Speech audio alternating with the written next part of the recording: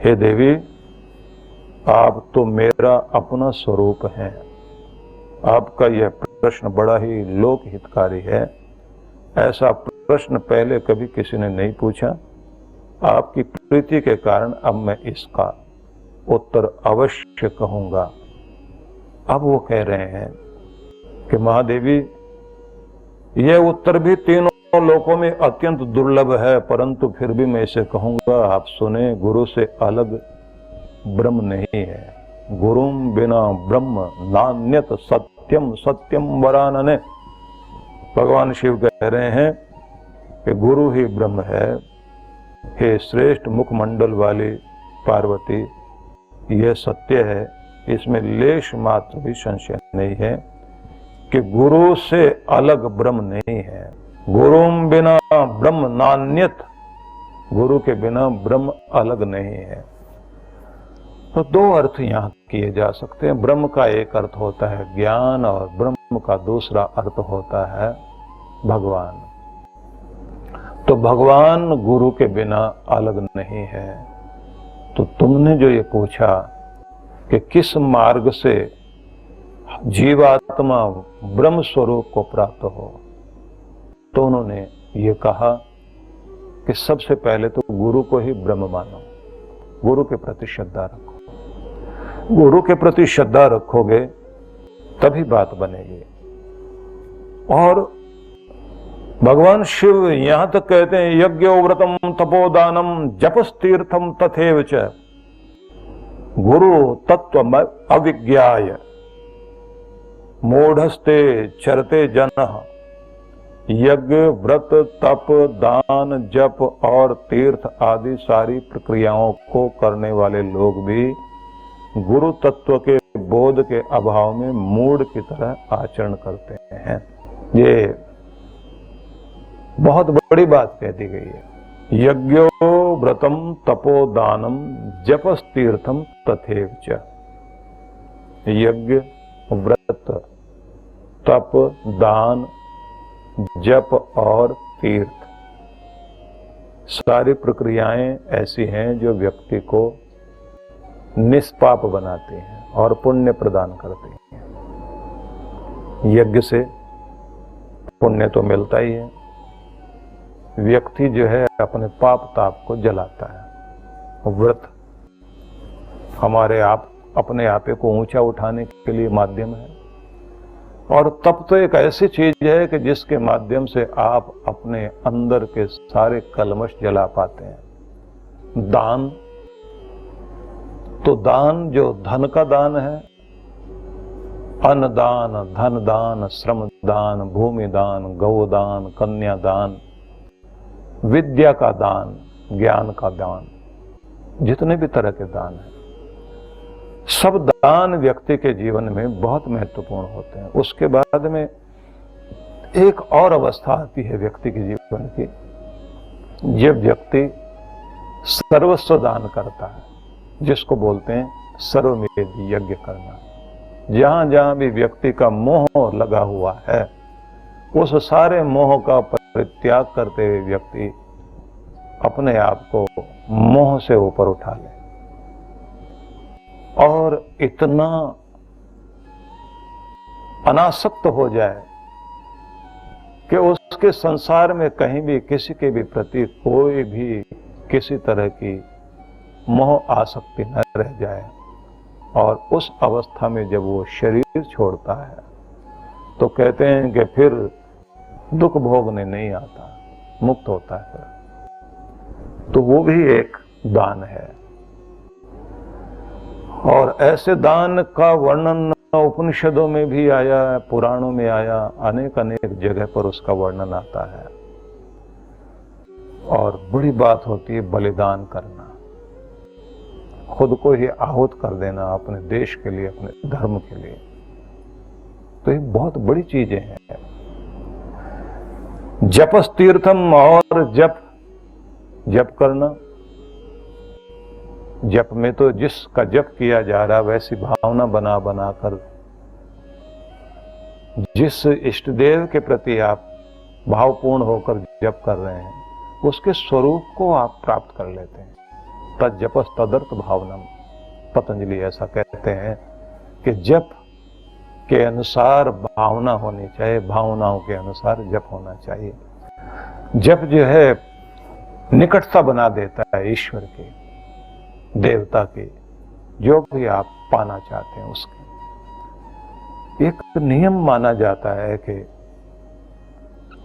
आप अगर किसी बंधन में बंधे हुए हैं, आदतों के बंधन में बंधे हुए हैं, किसी को बीड़ी सिगरेट पीने की आदत है, तो सबसे पहले तो आदमी को मन में विचार करते करते विचारों का भी जप करना होता है कि ये अच्छी चीज नहीं है, इससे मुझे हानि है, इसको छोड़ना जरूरी है, मैं इसे छोड़ ही दूंगा, छोड़ने की कोशिश में लग गया हूं, ये इतनी बड़ी चीज नहीं है कि मैं इसका गुलाम बन जाऊं, अब मैं इसे त्यागने के लिए तत्पर हो रहा हूं।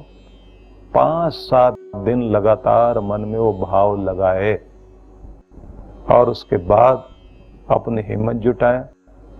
उसके बाद झटके में फेंक सको तो बहुत बड़ी बात है, नहीं तो आप उसे कम करते करते उसकी ताकत नापते जाओ कि तेरी ताकत कितनी और मेरी ताकत कितनी बड़ी, और एक दिन उठा के उसे फेंको और उसके बाद देखकर उसकी तरफ कहो कि तू तो बहुत दुर्बल निकली, मुझे बांध नहीं पाए। तो व्यक्ति के अंदर कोई भी चीज होती है, जब आप अपने संकल्प को आगे दोहराते, ये जो मन में बार बार विचार चलते हैं ना, ये आपकी शक्ति बन जाते हैं। आदमी कहीं भी बंधा हुआ होता है, तो ये सारी चीजें बड़ी शक्तिशाली हैं। जप भी और फिर तीर्थ, तीर्थ तो व्यक्ति को वैसे ही तारने वाला होता है। इन सब का नाम लेने के बाद महादेव आगे कहते हैं, गुरु तत्वम अविज्ञाय। अगर ये सब तो कर लिया लेकिन गुरु तत्व का बोध नहीं हुआ, मूढ़स्ते चरते जना, वो गुरु तत्व के बोध ज्ञान न होने के कारण मूर्खों की तरह से ही दुनिया में रह जाते हैं। बड़े तीर्थ किए, बड़े जप किए, बड़े यज्ञ किए, लाभ कुछ नहीं हुआ, कोई परिवर्तन हुआ ही नहीं। चाहिए गुरु। जब गुरु होगा तो यही चीजें चमत्कार करने लग जाती हैं। एक छोटी सी क्रिया भी आपके जीवन को ऊंचा उठा देती है। इसलिए उन्होंने ये कहा, प्रबुद्ध आत्मा, सद्गुरु एक ही है, भिन्न नहीं है, ये सत्य है और इसमें कोई संशय नहीं है।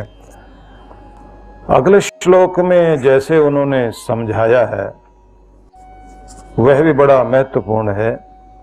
उन्होंने कहा, मननशील मनुष्यों को इसकी प्राप्ति हेतु सभी श्रेष्ठ कर्तव्य करने चाहिए। मतलब गुरु को प्राप्त करने के लिए माया से आवृत जगत है और अज्ञान से उत्पन्न यह शरीर, उसके लिए यह गूढ़ विद्या है जिसके प्रकाशित होने से सत्य ज्ञान उदित होता है।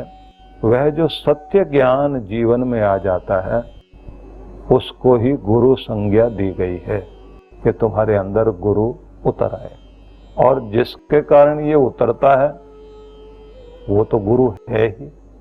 गुरु से गुरु तत्व प्राप्त होना चाहिए।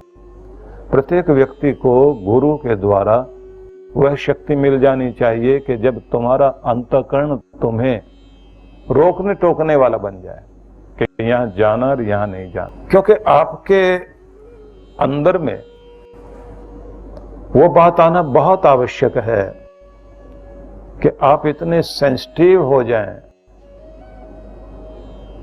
कि कुछ भी कोई गलत चीज हमें अपनी तरफ खींच रही हो तो आप उसके प्रभाव में ना आए, आपको अपने अंदर की आवाज सुनाई देने लग जाए कि ये रास्ता ठीक नहीं है, यहां नहीं जाना चाहिए, ये व्यक्ति ठीक नहीं, इनके साथ नहीं बैठना चाहिए, ये क्रिया ठीक नहीं है, इससे मेरा कल्याण नहीं होगा। और जब कोई शुभ कार्य का अवसर हो, इसको कहा जाता है कि व्यक्ति को मन में भावना आ रही हो, किसी गरीब को रोता हुआ देखकर, किसी गरीब बच्चे को रोता हुआ देखकर जा आप जा रहे हैं सामने और आपके मन में आता है कि मैं इसकी सहायता करूं। जब मन में ये भावना आने लग जाए कि मुझे इसकी सहायता करनी चाहिए, तो ये विचार करना चाहिए कि आपके अंदर आपका परमात्मा बोल रहा है और वो कह रहा है कि जा बच्चे, इस पर तो मेरा प्रेम इस तक पहुंचा। अब आप अपनी तरफ से कुछ भी उसे करते हैं, देते हैं, और वो बच्चा आपको नहीं जानता, आपने उसकी सहायता कर दी, उसको कष्ट से निकाल दिया, उसको कोई चीज दे दी। अब आप ऐसा करके जो आनंद अनुभव करते हुए जा रहे हैं, वो आनंद कहां से आ रहा है? तो आपको लगेगा कि कोई मुस्कुरा रहा है तुम्हारे पीछे।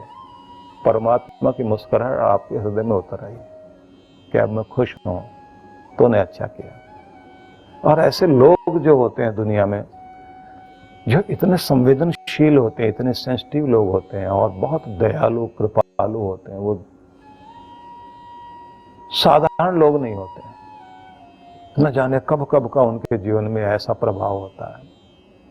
आपके जीवन में केवल इसी जन्म के माता पिता के संस्कार काम कर रहे हैं ऐसा नहीं है, आपके पीछे तो पूर्व जन्मों के अभी बहुत बड़ा प्रभाव है। कुछ पुण्य आत्माएं ऐसी दुनिया में आया करती हैं, वो केवल अपने परिवार के इर्द गिर्द जीवन जीते जीते अपनी जिंदगी को पूर्ण नहीं करते। वो अपने परिवार को बहुत प्यार करते हैं, अपने बच्चों को बहुत प्यार करते हैं, लेकिन उसके बाद भी उनकी कोशिश होती है कि मुझे दायरे से बाहर निकलकर दूर तक पहुंचना चाहिए, जहां तक भी परमात्मा का प्यार पहुंचा सकूं। अब जब वो इतना बड़ा कुछ करना चाहते हैं तो समझ में आता है कि इस व्यक्ति के अंदर परमात्मा का प्रेम उतर रहा है।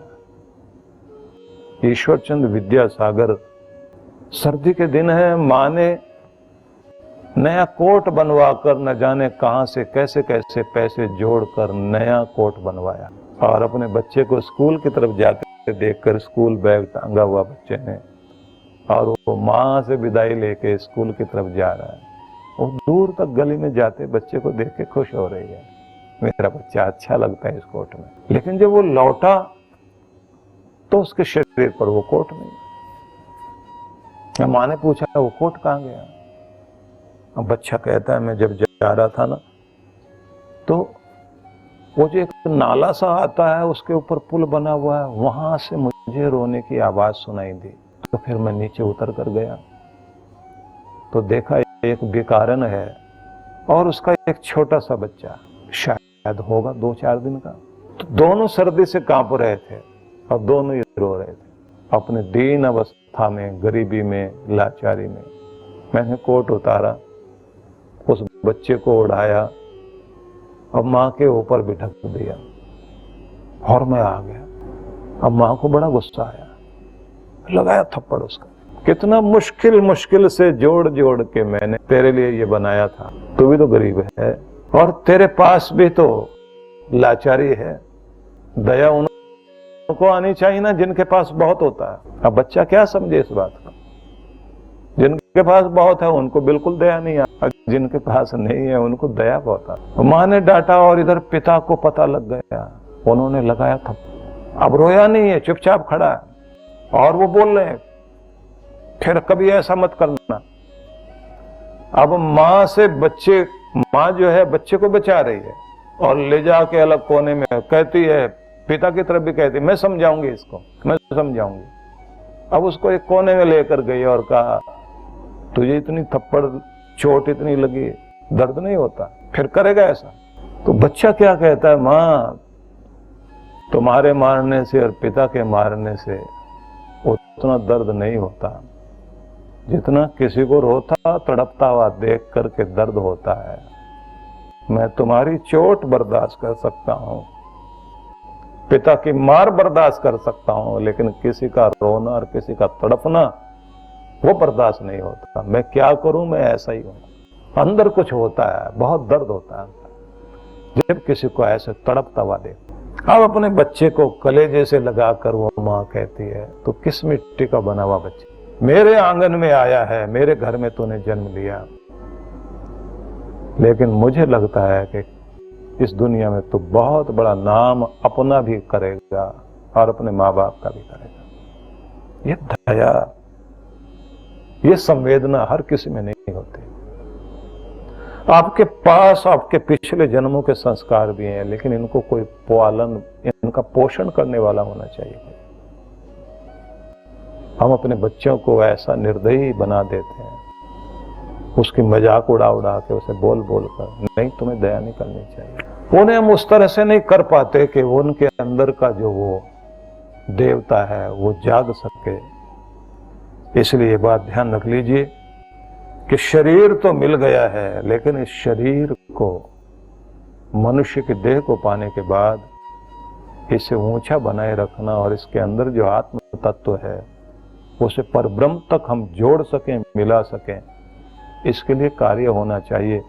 भगवान शिव ने यह तो कह दिया कि तुम्हारे यज्ञ, तप, दान, व्रत, तीर्थ निरर्थक हो जाएंगे अगर आपके जीवन में गुरु का सानिध्य नहीं है, क्योंकि वही तो बताएगा कि इनके माध्यम से किस तरह से लाभ लिया जा सकता है।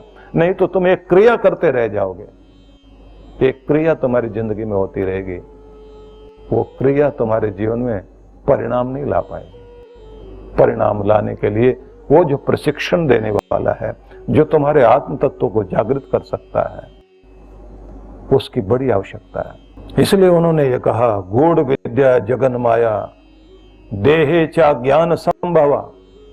माया से आवृत जगत अज्ञान से उत्पन्न शरीर के लिए यह गूढ़ विद्या है, जिसके प्रकाशित होने से सत्य ज्ञान का उदय होता है, और इसी तत्व को गुरु की संज्ञा दी गई है। भगवान शिव कह रहे हैं कि यह गूढ़ विद्या है। प्रकट हो जाए किसी के अंदर तो गुरु तत्व प्रकट हो गया, गुरु कृपा प्रकट हो गई, और जिनके कारण प्रकट हुआ करती है वो तो सदगुरु है। वो संवेदनशील होते हैं लोग, अत्यंत संवेदनशील, जिनको एक फूल का गिरना, खिलना, किसी कली का चटकना, उससे भी प्रेरणा मिल रही हो, जिनके अंदर एक अलग तरह का रूप आता है। इसलिए भगवान शिव ये कह रहे हैं कि तुम्हारी श्रद्धा कितनी होनी चाहिए। सर्वपाप विशुद्धात्मा श्री गुरु पाद सेवनाथ देहि ब्रह्म भवेत यस्मात् त्वत् कृपार्थम वदामिते। सदगुरु के चरणों की सेवा से साधक के सारे पाप छूटते हैं, विशुद्ध आत्मा हो जाता है। भगवान शिव माता पार्वती से कहते हैं कि देवी, मैं तुम्हें कृपा पूर्वक बता रहा हूं, देहधारी जीव ब्रह्म भाव को उपलब्ध जैसे हो जाए उसका उपाय बताता हूं। और आगे उन्होंने कहा, गुरु पादाम्बुजम स्मृत्वा जलम शिरसि धारयेत्। गुरु के चरणों का जो जल है उसे अपने सिर पर धारण करना चाहिए। सदगुरु के चरणों का स्मरण करते हुए जल को सिर पर डालने से मनुष्य को सभी तीर्थों के स्नान का फल प्राप्त होता है। ये सब क्यों बता रहे हैं वो? आगे तो उन्होंने पीने के लिए और न जाने कितनी सारी बातें कह दी, लेकिन मैं आपको थोड़ा अलग लेकर चलता हूं। जैसे किसी बच्चे को अपने मां के प्रति इतना ज्यादा लगाव होता है, कहते हैं जिसको अपने गुरु से ऐसे लगाव हो, और लगाव होने के साथ आदर भी हो, आदर इतना कि उनके चरणों के को धोकर वो जो जल है उसको अपने माथे पर, सिर पर धारण करे और ये कहे कि यही है मेरा तीर्थ जिसमें मैं स्नान करके स्वयं को पवित्र कर रहा हूं। इतनी श्रद्धा, इतना ज्यादा प्यार, ये जितना ज्यादा प्यार आपका होता है उतना ही कमाल आपकी जिंदगी में घटने लगता है। उन दिनों बहुत चमत्कार घटेंगे जिन दिनों आपका प्यार, आपके लगाव, आपकी श्रद्धा बहुत अधिक होती है। और देखिए, व्यक्ति के जीवन में शिक्षा देते हुए लोग होते हैं, और जिस आदमी ने जो शिक्षा उस समय दी उसको मान दो, लेकिन जिसने शिक्षा के साथ दीक्षा के साथ आपको परमात्मा जो दुनिया की सबसे बड़ी संपदा है वही पकड़ा दिया हो, फिर उससे बढ़कर कौन हो सकता है। गुरुजेब का ध्यान आता है मुझे। जॉर्ज गुरुजेब कहता है कि वो जब छोटा था तो दादी माँ बहुत बीमार थी उनकी, और वो अपने पोते के साथ बातें करती थी। तो ये पोता जो है वो दादी माँ के पास बैठकर पूछता है, अच्छा दादी माँ मुझे बताओ, दुनिया में आदमी को कैसे रहना चाहिए, क्या करना चाहिए, मेरे लिए कुछ तुम अच्छी अच्छी बातें बताओ। तो वो कहती है, देखो मैं तो जा रही हूं, अब मैं यहां रहूंगी नहीं, विदाई ले लूंगी, लेकिन तू एक बात याद रखना, सब लोग जैसा करते हो वैसा तू नहीं करना। किसी भी काम को करने का मौका मिले तो तू दूसरों से बेहतर करना, अलग तरह से करना, अलग अंदाज में करना। कि ये मेरी पहली सीख है तुम्हें। नकलची बंदर दुनिया में बहुत है, एक ही काम को सारे लोग एक ही तरह से कर रहे होते हैं, लेकिन तू उन सबसे अलग तरह से करके दिखा। अब बच्चे ने सुना और ध्यान रखा, लेकिन दादी माँ भी दादी माँ थी। उसने कहा कि ये ले सेब और इसे खा, कुछ अलग तरह से करके दिखा। अब बच्चा भी अद्भुत, उसने सेब को लिया, उसे पहले कान से लगाया, कान से लगाने के बाद फिर ऐसे देखा, फिर उसे चूमा और फिर छाती से लगाया। अब वो खाने लगा। दादी माँ बोली बस अब ठीक है। तो किसी ने पूछा कि ये क्या था, तो उन्होंने कहा कि ये कान से लगाकर सुन रहा था, उसको लगाकर पूछ रहा था कि तू कौन है। तो उधर से एक संवेदना उसे महसूस हुई कि मैं तेरे जीवन की शक्ति हूं। फिर उसने उसको देखा, अच्छा तू बहुत प्यारा है, मुझे जीवनी शक्ति दे रहा है। और इस तरह से उसने प्यार करके फिर दिल से लगाया कि तू तो कलेजे से लगाने लायक है, अब मैं तुझे अपने अंदर धारण कर रहा हूं। और तब खाया। कृतज्ञता और प्यार सब कुछ प्रकट कर दिया। तो खा तो सब रहे हैं, लेकिन इसका खाना कुछ और है। अब मेरा बच्चा सीख गया कि इसने औरों की तरह से नहीं काम करना, अलग तरह से काम करना, अलग तरह से करके तुम दिखाओ। यहाँ एक शिक्षा आ रही, सिखाने वाले लोग सामने हैं। और गुरुजीब उसके बाद न जाने कहां कहां से किस किस तरह से ढूंढता रहा कि कोई वो मिल जाए, अंदर का दीप जल जाए, क्योंकि गुरु पाना आसान बात नहीं है। और जब मिल जाए तो फिर हम लोग सामान्य रूप से तो पहचान ही नहीं पाते। और जब वो ईरान में गया था तो वहां तो वो पूछ रहा था कि यहाँ कोई ज्ञानी है क्या। और इधर उधर भटकने के बाद, बहुत समय के बाद उसे किसी ने कहा था कि हाँ एक ज्ञानी है जो तुम्हें कुछ उपलब्धि करा सकता है। और जब उसके पास पहुंचे, जिस आदमी ने बताया था, गलियों गलियों में से होके न जाने कहां कहां से रात के अंधेरे में लेकर गया और एक जगह ले जाके बैठाया। रात को 2 बजे हुए और एक आदमी वहां बैठा हुआ, उसको देख के इसने कहा कि यही है क्या? बोले हाँ यही। बोले इससे तो मैं रोज मिलता हूँ। सबने पूछा कहाँ मिलते? बोले ये चाय की दुकान चलाता है, इसके मैं चाय पीता हूँ रोज बैठ के। तो कहा कि है तो यही। बोले अगर यही है तो फिर क्या, जिसको तो पाना चाह रहा था, 2 साल से भटक रहा था, मिल गया।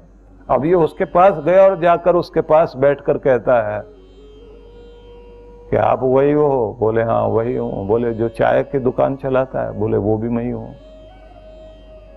जो मैं अपने जीवन में पाना चाहता हूं क्या संभव है?